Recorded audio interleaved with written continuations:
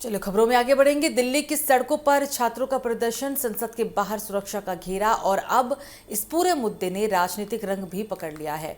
चलो संसद मार्च के दौरान प्रदर्शनकारियों और पुलिस के बीच हुई झड़प के बाद कांग्रेस नेता राहुल गांधी ने केंद्र सरकार पर तीखा हमला बोला। राहुल गांधी ने प्रधानमंत्री नरेंद्र मोदी को युवाओं का सबसे बड़ा विरोधी बताते हुए शिक्षा मंत्री धर्मेंद्र प्रधान के इस्तीफे की मांग दोहराई।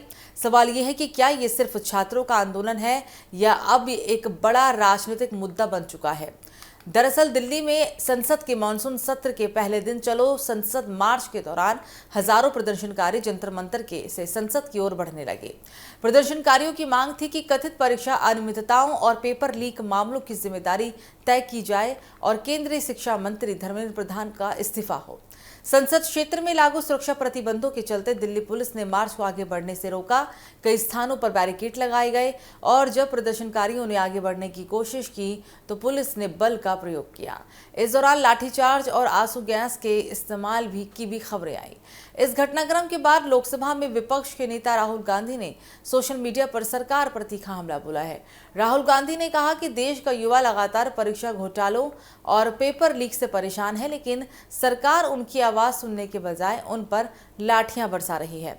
उन्होंने प्रधानमंत्री नरेंद्र मोदी को देश के इतिहास का सबसे युवा विरोधी प्रधानमंत्री बताते हुए कहा कि जब युवा अपने भविष्य से जुड़े सवाल पूछते हैं तो उन्हें जवाब नहीं बल्कि पुलिस कार्रवाई मिलती है। राहुल गांधी ने अपने बयान में केंद्रीय शिक्षा मंत्री धर्मेंद्र प्रधान पर भी निशाना साधा।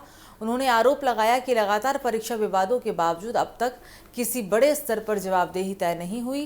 कांग्रेस का कहना है कि यदि शिक्षा व्यवस्था में बार बार ऐसी घटनाएं सामने आ रही हैं तो इसकी नैतिक जिम्मेदारी लेते हुए शिक्षा मंत्री को पद छोड़ देना चाहिए।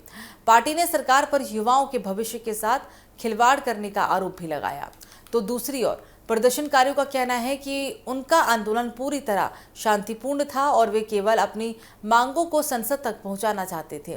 उनका आरोप है कि उन्हें बातचीत का मौका देने के बजाय बल प्रयोग किया गया। आंदोलन से जुड़े नेताओं ने कहा कि जब तक उनकी मांगों पर ठोस फैसला नहीं होगा तब तक विरोध जारी रहेगा।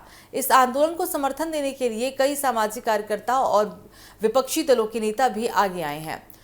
दिल्ली पुलिस का कहना है कि संसद सत्र के दौरान सुरक्षा सर्वोच्च प्राथमिकता थी और पुलिस के अनुसार प्रदर्शनकारियों को संसद की ओर मार्च की अनुमति नहीं दी गई थी और कानून व्यवस्था बनाए रखने के लिए आवश्यक कदम उठाए गए।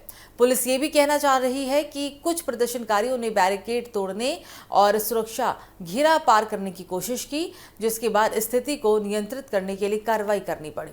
इस पूरे घटनाक्रम के बीच केंद्र सरकार और प्रदर्शनकारियों के बीच बातचीत की कोशिशें भी शुरू हो गई है।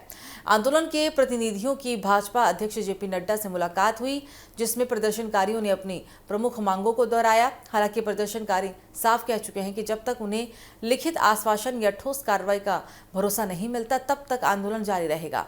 फिलहाल दिल्ली का यह आंदोलन अब केवल सड़क तक सीमित नहीं रह गया है। विपक्ष इसे युवाओं की आवाज बता रहा है, जबकि सरकार कानून व्यवस्था बनाए रखने की बात कर रही है। ऐसे में अब सबकी निगाहें इस बात पर टिकी हुई है कि क्या सरकार और आंदोलनकारियों के बीच बातचीत से कोई रास्ता निकल पाएगा या फिर यह मुद्दा संसद से लेकर सड़क तक राजनीतिक टकराव का एक बड़ा केंद्र बना रहेगा। कई सवाल, लेकिन इस सबसे बड़ी बात कि यह आंदोलन कब खत्म होगा, ये सभी के जहन में एक सवाल है।